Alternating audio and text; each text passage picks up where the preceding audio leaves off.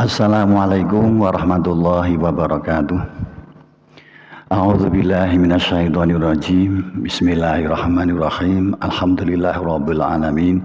Wa bihi nasta'inu ala umurid dunya waddin wa ala alihi washabbihi ajmain. Rabbish shrah li sadri wa yassir li amri wahlul 'uqdatam min lisani yafqahu qawli amma ba'du. Anak-anakku yang saya banggakan peserta didik SMP Muhammadiyah Ngemplak, Bapak, Ibu, orang tua, wali murid di rumah yang setia mendampingi putra-putrinya, terlebih Ibu Kepala Sekolah SMP Muhammadiyah Ngemplak yang kami hormati, Bapak, Ibu Guru, staf karyawan SMP Muhammadiyah Ngemplak, Bapak, Ibu, kaum muslimin wal muslimat dimanapun Anda berada, puji syukur terlebih dahulu kita panjatkan kepada Allah Subhanahu wa Ta'ala yang selalu dan senantiasa melimpahkan rahmat-Nya kepada kita. Selanjutnya sholawat berserta salam semoga tercurahkan kepada junjungan kita Nabi besar Muhammad Sallallahu Alaihi Wasallam, juga keluarga beliau, para sahabat-sahabat beliau dan seluruh pengikutnya, termasuk kita, keluarga kita, dan zuriyah kita, mudah-mudahan mendapat syafaatnya di yaumil qiyamah. Ibu, Bapak, dan pemirsa yang dihormati Allah dimanapun berada, tidak lupa kita mengucapkan selamat milad yang ke-112 Muhammadiyah. Kemarin tanggal 8 Zulhijjah 1442 Hijriah, milad yang ke-112. Mudah-mudahan SMP Muhammadiyah Ngemplak khususnya dan Muhammadiyah pada umumnya selalu diberi kekuatan oleh Allah untuk berperan aktif memajukan agama Allah, memajukan pendidikan agama Allah, membuat semakin baik ke depan bagi bangsa, negara, terlebih agama.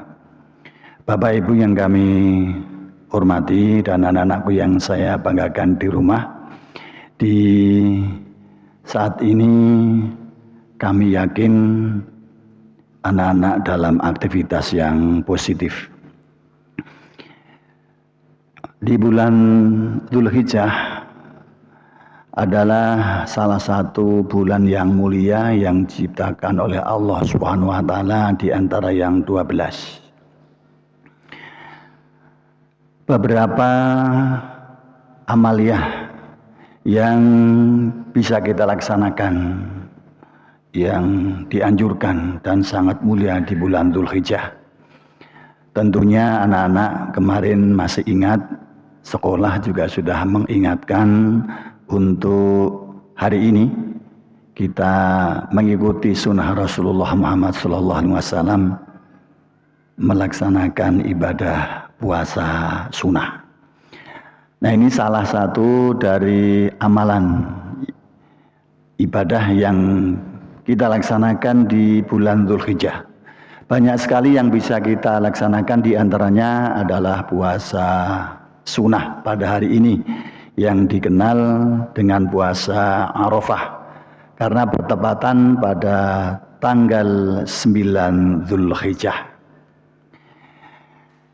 Yang kedua, kita bisa melaksanakan untuk mengumandangkan, mengagungkan asma Allah yang sebanyak-banyaknya, yaitu dengan kalimat takbir, tahmid, tahlil, dan sebagainya.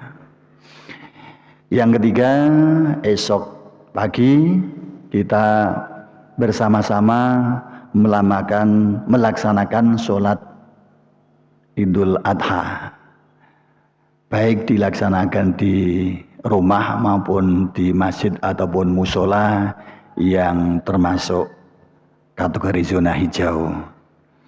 Kemudian amaliyah yang lain yang diperintahkan dan diturunkan oleh syariat agama Islam, yaitu menyembelih hewan kurban.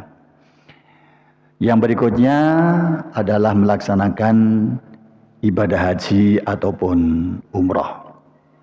Sedikit yang akan kita diskusikan anak-anak semuanya, tidak semuanya kita diskusikan atau kita musyawarahkan mengingat waktu yang harus berbagi. Nah, yang pertama anak-anakku, kita tadi malam insya Allah semuanya sudah berniat untuk melaksanakan ibadah puasa, hukumnya sunnah.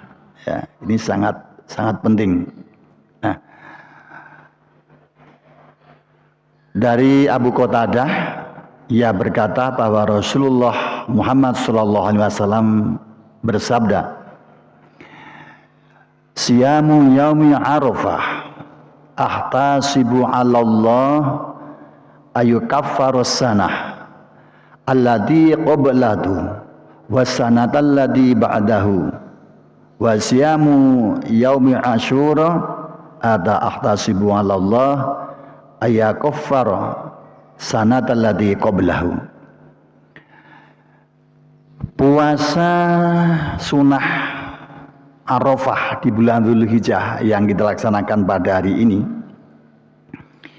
dapat menjadi kafaroh, penebus dosa, atau Allah akan mengampuni dosa-dosa orang yang berpuasa sunnah pada tanggal 9 Dzulhijjah atau hari Arafah ini, dengan menghapus kesalahan dan dosa setahun yang lalu, qablahu sebelumnya, wasanatal lati ba'dahu dan 1 tahun sesudahnya, berarti 1 tahun yang akan datang. Namun perlu kita pahami anak-anakku semuanya, ya, kita melaksanakan puasa bukan sekedar asal melaksanakan, karena mungkin orang tua puasa, kalau nggak ikut puasa nanti dimarahi. Kita berpuasa hari ini misalnya, nanti takut kalau di absen Pak Guru tidak berpuasa. Nah, ini perlu difahami anak-anak semuanya. Insya Allah kalau puasa sunnah Arafah yang hari ini kita laksanakan dengan sebaik-baiknya, dengan ilmunya, maka tentu apa yang dijanjikan Allah Subhanahu wa taala ini akan sampai kepada kita. Kesalahan-kesalahan kita khususnya dalam pelaksanaan ibadah puasa Arafah ini, ya, dosa kita setahun yang lalu diampuni Allah, dan kesalahan kita 1 tahun yang akan datang diampuni oleh Allah.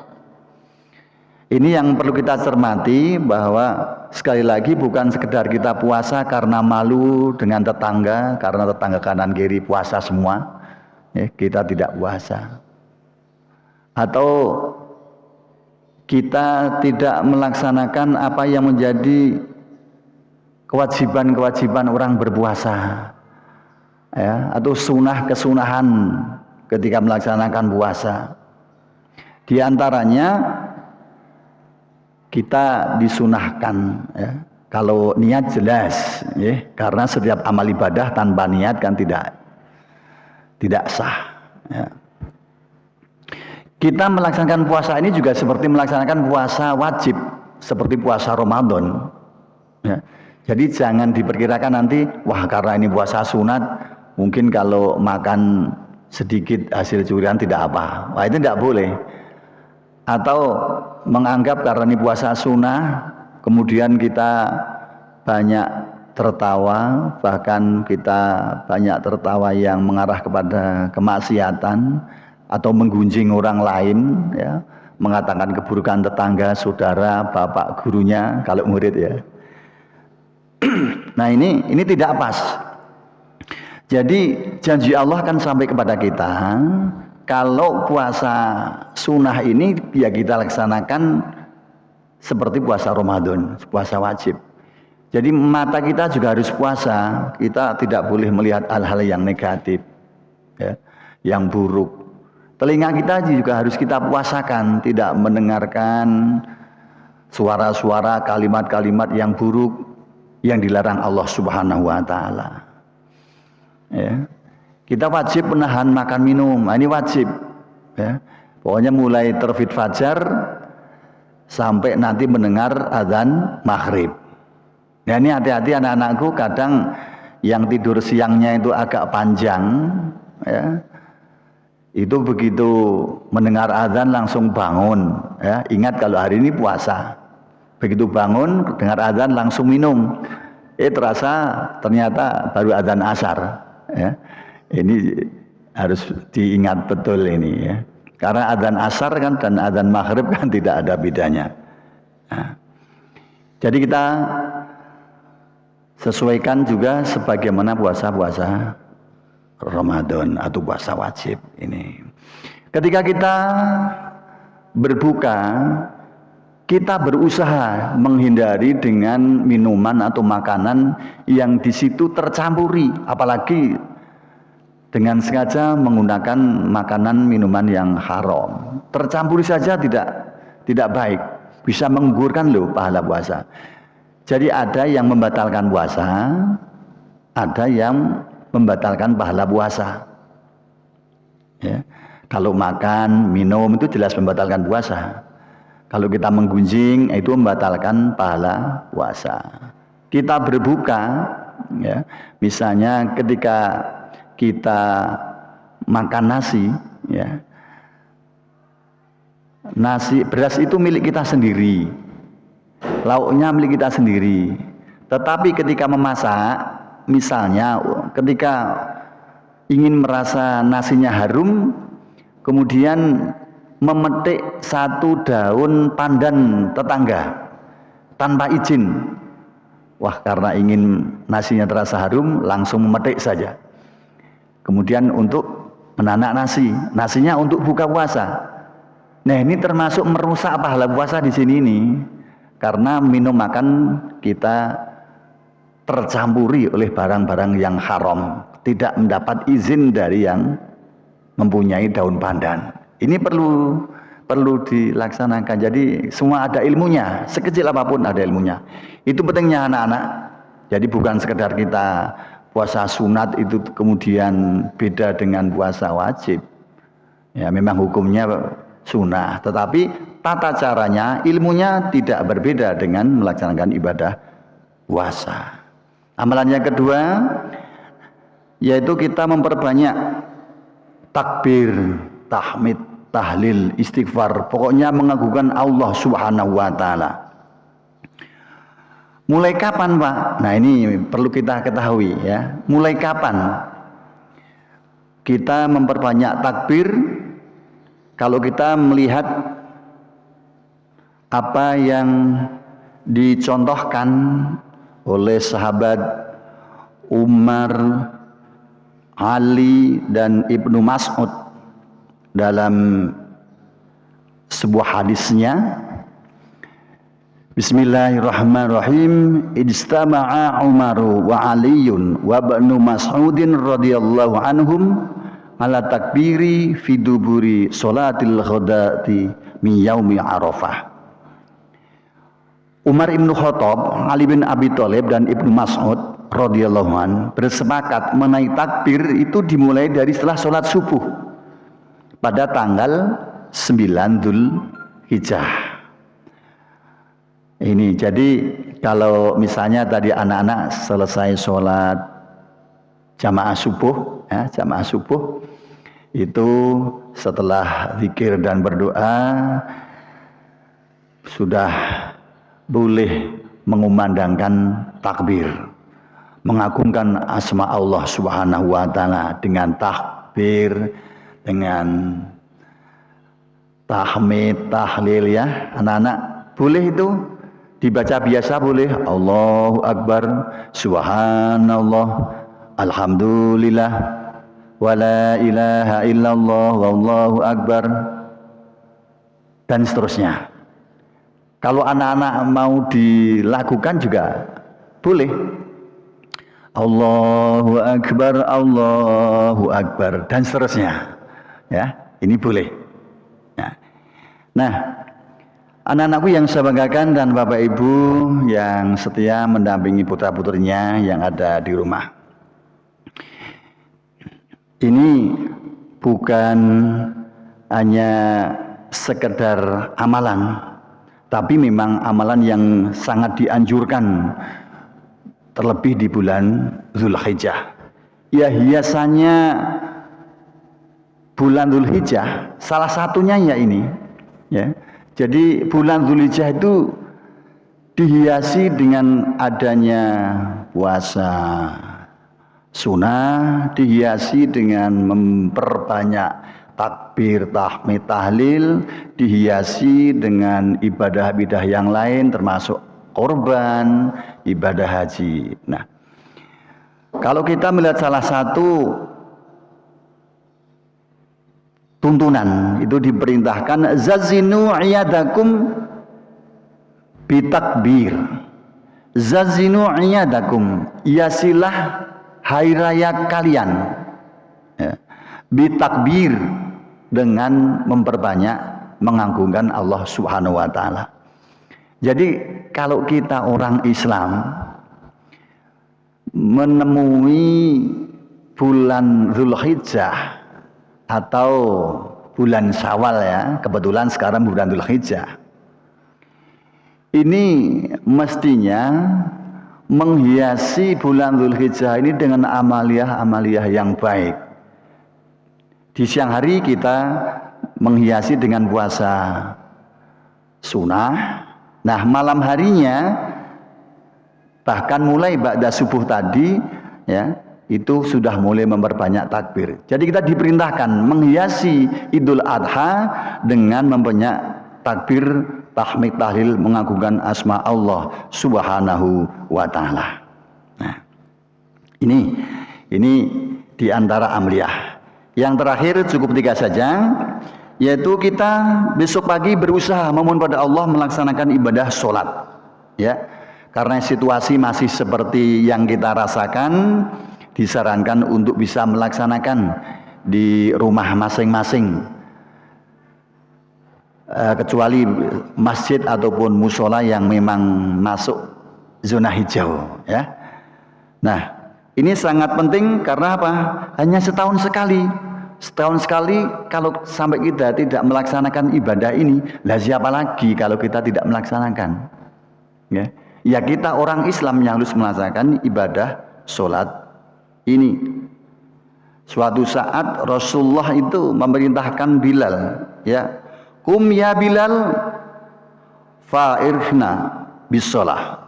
Kum ya Bilal, wahai berdirilah Bilal, farihna, gembirakan saya, bisolah, dengan sholat ini, okay.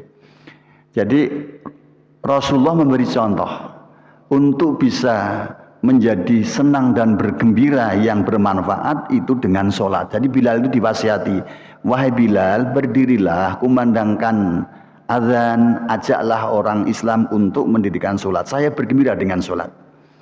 Bahkan Allah memerintahkan dengan sholat itu kita akan memperoleh pertolongan. Kita mari dengan melaksanakan sholat, mudah-mudahan Allah memberikan pertolongan terhadap ujian bagi orang Islam, khususnya bangsa Indonesia dan umat Islam di seluruh dunia dengan adanya pandemi ini. Kalau kita melihat surah Al-Baqarah ayat 45, A'udzubillahi minasyaitonirrajim, Bismillahirrahmanirrahim, wasta'inu bis-shabri was-shalah wa innaha lakabiratun illa 'alal khashiyin. Wasta'inu bis-sabri was-shalah wa innaha lakabiratun illa 'alal khashiyin. Dan mohonlah pertolongan kepada Allah dengan sabar dan sholat. Dan sesungguhnya sholat itu berat kecuali bagi orang-orang yang khusyuk. Nah, ini mudah-mudahan kita termasuk golongan yang diringankan Allah, diberikan pertolongan. Mari kita luangkan waktu besok pagi, jangan sampai kita tidak melaksanakan sholat sunnah Idul Adha. Saya yakin kita berharap agar pandemi ini segera selesai. Kita jaga kesehatan, jaga jarak, jaga kebersihan, pakai masker dan sebagainya. Namun jangan lupa kita memohon kepada Allah dengan melaksanakan sholat, maka kita akan dimudahkan oleh Allah Subhanahu wa taala, karena hanya Allah yang Maha memberi pertolongan. Sedikit yang dapat kita diskusikan, banyak salah mohon dimaafkan. Mudah-mudahan Allah selalu memberikan perlindungan dan pertolongan bagi kita semuanya untuk melaksanakan apa yang menjadi perintah-perintahnya dan menjauhi segala larangannya. Segala kekurangan mohon maaf. Selanjutnya saya akhiri. Wabillahi taufik wal hidayah. Wassalamualaikum warahmatullahi wabarakatuh. Selamat berpuasa dan melaksanakan ibadah di bulan Dzulhijjah.